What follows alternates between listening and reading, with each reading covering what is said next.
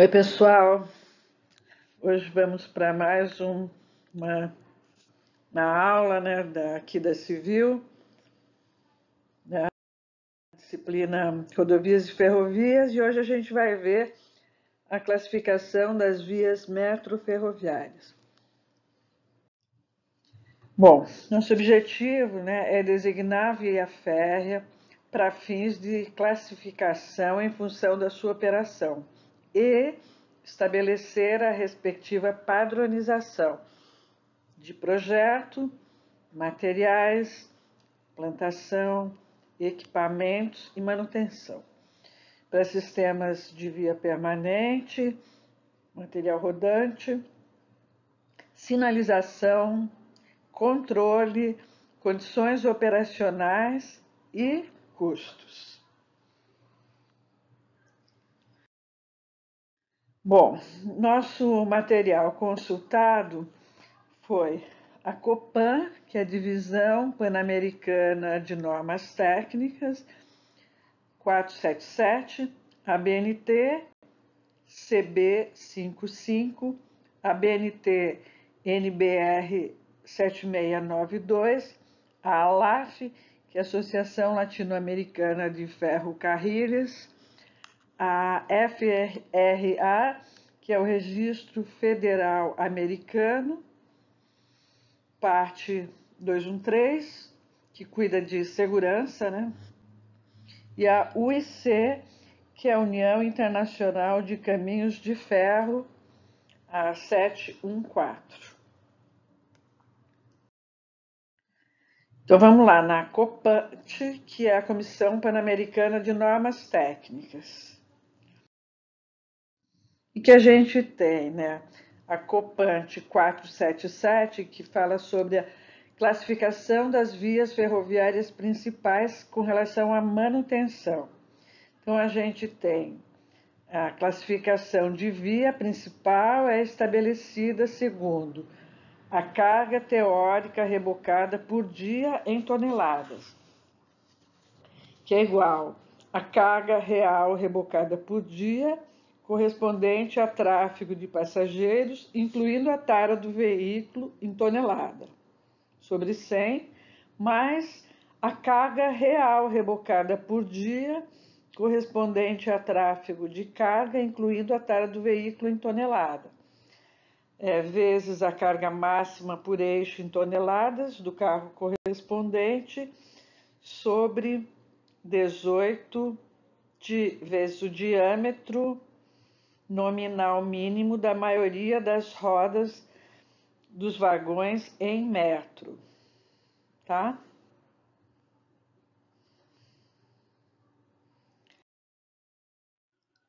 Então a gente vai ter, né, essa categoria da via que vai de 1 a 8, né, de 120, maior que 120 mil, até maior que 1.000. A carga menor que 1.000. Desculpa, a categoria vai de 1 a 9, tá? O trecho mínimo característico é de 50 quilômetros. Na BNT, Associação Brasileira de Normas Técnicas,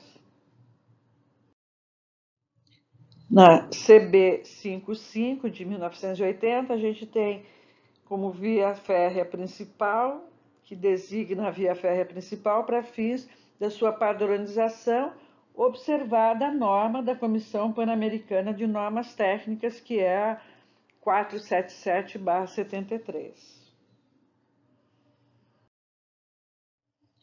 E temos a BNT NBR 7692, também sobre linha férrea, que é classificada em 1, 2, 3 e extra, né? E a classificação é feita através das condições técnicas de uso, indicada por estudos de viabilidade técnica e econômica, também ou por fatores de ordem política, social ou militar. A ALAF, né, Associação Latino-Americana de Ferrocarriles de Buenos Aires, O que ela nos diz a 5026 de outubro de 96? São as perspectivas para a segurança de via com bitola de 1,40 m, né? Então, o objetivo é estabelecer a classificação da via quanto à sua segurança em função dos parâmetros geométricos e estado dos materiais do mesmo. No âmbito é bitola de 1.435 milímetros em tráfego de carga e de passageiro. A LAF 5026 ainda tem como classificação das vias, as classes são de 1 a 7, dependendo da velocidade máxima, tanto para trens de carga, né, em quilômetros por hora, ou para trens de passageiro também em quilômetros por hora. O de carga vai de 15 a 90 e a de passageiros vai de 25 a 120. Sobre os parâmetros geométricos, o que a gente tem? A tolerância de bitola, a tolerância de alinhamento e nivelamento, tem alinhamento, nivelamento longitudinal, nivelamento transversal e torção. Nós vamos ver mais para frente, nas próximas aulas, toda essa questão da bitola, de alinhamento, de nivelamento, tá, gente? Aqui nós só estamos vendo o que as normas dizem e as classificações. 2, né? Ainda sobre a ALAF. Tolerâncias para espaçamento de dormentes, né? Então, considerar o sistema de cálculo da ALAF 5025 e as tabelas definindo os espaçamentos para cada classe em função do perfil do trilho e da condição do lastro. Lastro também a gente vai ver nas próximas aulas. 3. Tolerância para a extremidade dos trilhos em juntas com tala. Temos as tolerâncias horizontais e verticais. 4.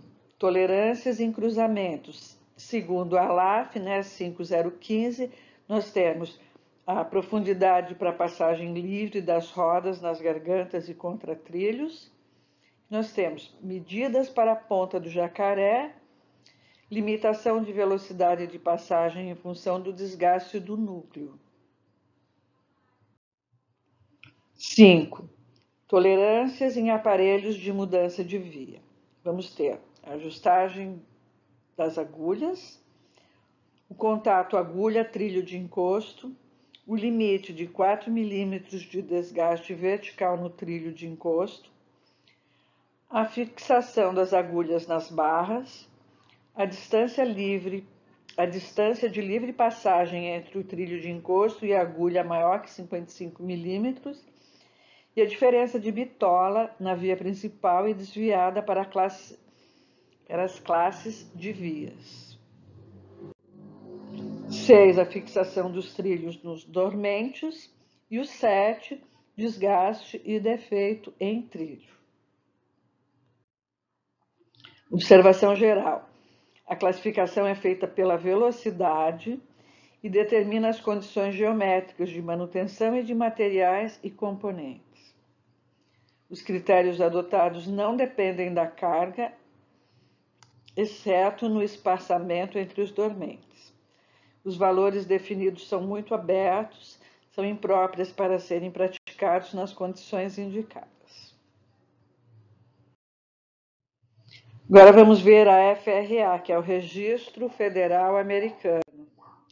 FRA, parte 213, sobre segurança, né? O objetivo é estabelecer requisitos mínimos para cada classe de via através de definições da infraestrutura, geometria da via, superestrutura da via e inspeção. Ainda da FRA, parte 213, nós temos a classe de via, a velocidade máxima de carga e de passageiro, em quilômetros por hora. Então, as vias vão de via excepcional, classe 1, 2, 3, 4, 5, e a velocidade máxima de carga de 16 a 128 km por hora. E para passageiros, na via excepcional é proibida, né? E na classe 1 vai de 24 até a classe 5, 144. A infraestrutura também é verificado a normatização de drenagem e de vegetação. Na geometria da via, o que é verificado? A bitola, o alinhamento, as curvas, superelevação e limites de velocidade, a superelevação de via em curva, gradiente de superelevação e o nivelamento. Com relação ainda à superestrutura da via, se verifica a questão do lastro, dormente, trilhos defeituosos, descontinuidade na superfície do boleto trilho, trilho longo soldado, juntas do trilho, trilho cortado com maçarico, placa de apoio, sistema de fixação dos trilhos, aparelho de mudança de via e travessão, agulhagem, jacarés e cotas de salvaguardas. Ainda com relação à inspeção, nós temos a inspeção da via, a inspeção do aparelho de mudança de via, o travessão, mecanismos em pontes móveis e outras transições, inspeção em trilhos, inspeções especiais, registros de inspeção. Ainda temos as observações, a classificação é feita pela velocidade, a desobediência é punitiva, determina as condições geométricas de manutenção e de materiais e componentes, os critérios adotados não dependem da carga e eixo máximo ou acumulada, e os valores definidos são muito abertos, são impróprios para serem praticados nas condições indicadas. Agora, com relação à União Internacional dos Caminhos de Ferro. A UIC 714E, classificação da linha de 1989, do ponto de vista da manutenção. O objetivo é facilitar a pesquisa econômica e possibilitar a comparação entre diversas companhias. As vias deverão ser divididas em grupos diversos, segundo o tipo, condição e quantidade de suas cargas transportadas. Definições. Em função do tipo de transporte, definir o tráfego de passageiros, de carga ou o uso misto. Método. Pela UIC 714.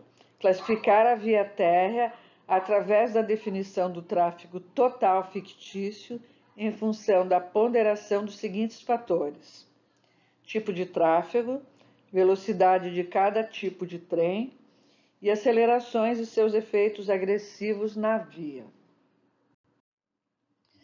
Ainda com relação à UIC 714, a classificação da via é um carregamento fictício, TF, definido em função da velocidade, tipo de trem, carga acumulada e composição do trem. Então, nós temos tanto em azul aí a questão do passageiro, né? Carregamento de transporte, carregamento de passageiros e veículos de tração. E em vermelho, né, a carga, carregamento da carga e o veículo de tração. Nós temos que o SP e SC, influência da velocidade do trem, né? O SP é a velocidade do trem de passageiro mais rápido, o SC é a velocidade do trem de carga normal. Então, a gente tem o TF, é o SP, TP, KL, TLP, mais o SC, KC, TC, KL, TLC.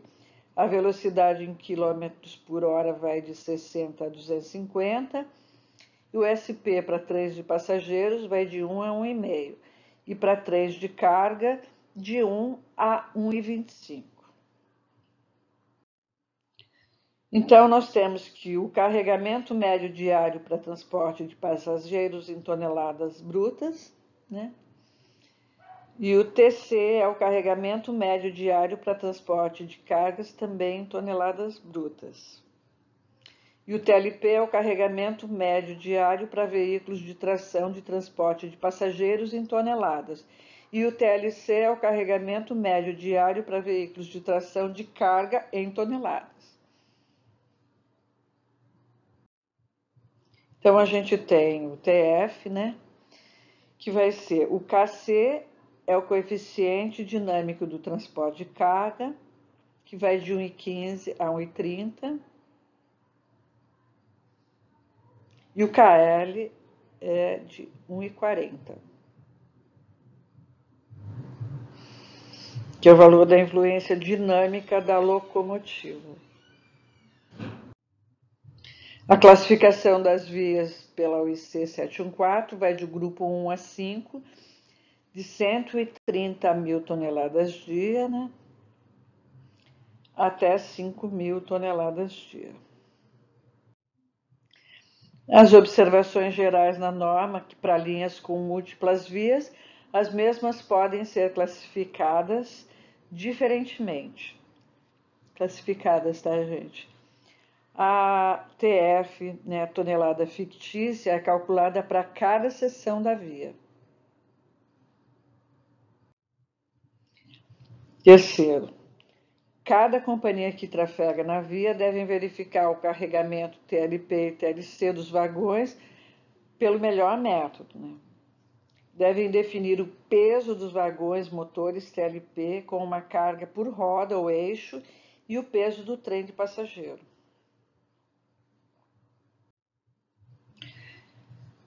Então, a RENF é a Rede de Ferrocarriles Espanholas, né? Ela colocou alguns critérios de renovação das vias em linhas convencionais, que são as medidas, né, que são a geometria da via e o estado do trilho ou defeitos, o nivelamento da via, né, a socaria, alinhamento da via e nivelamento. E a superestrutura, trilho, dormente, fixação do trilho, palmilha do trilho, lastros, juntas, aparelho de mudança de via e os cruzamentos.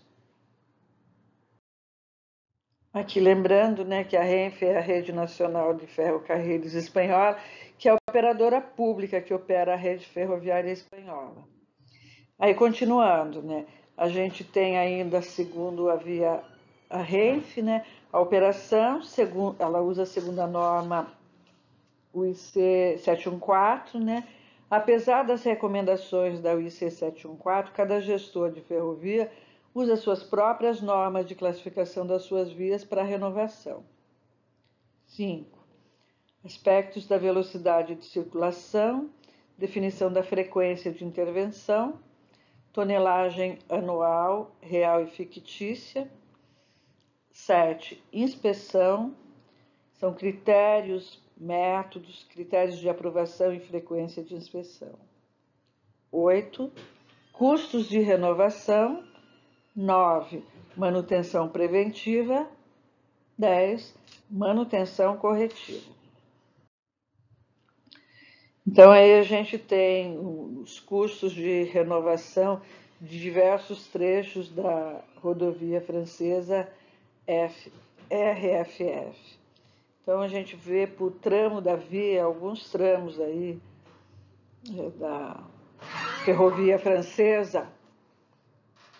Nós temos o grupo UIC, né, com a extensão por quilômetro aí e os custos, né? E tem o custo por quilômetro também. Aí a continuidade, tá? Então a gente tem o RR é o trilho, o RT são os dormentes, o RL é o levantamento da via, o RB é o lastro e o MOD é a modernização da via. Então, nessa tabela, a gente vê por tramo quais os trabalhos que têm que ser executados, né, por grupo, a extensão, o custo e o custo por quilômetro. É só um exemplo, tá, gente?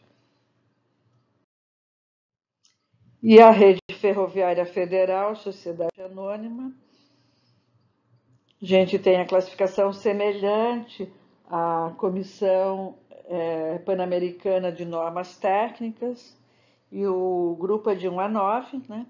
Cada sistema regional deviam elaborar os grupos nos trechos e vias e possibilitou a distribuição de recursos financeiros para a manutenção da linha, né? Proporcionais ao logaritmo de tonelada fictícia e extensão. Aí a gente tem um exemplo, né?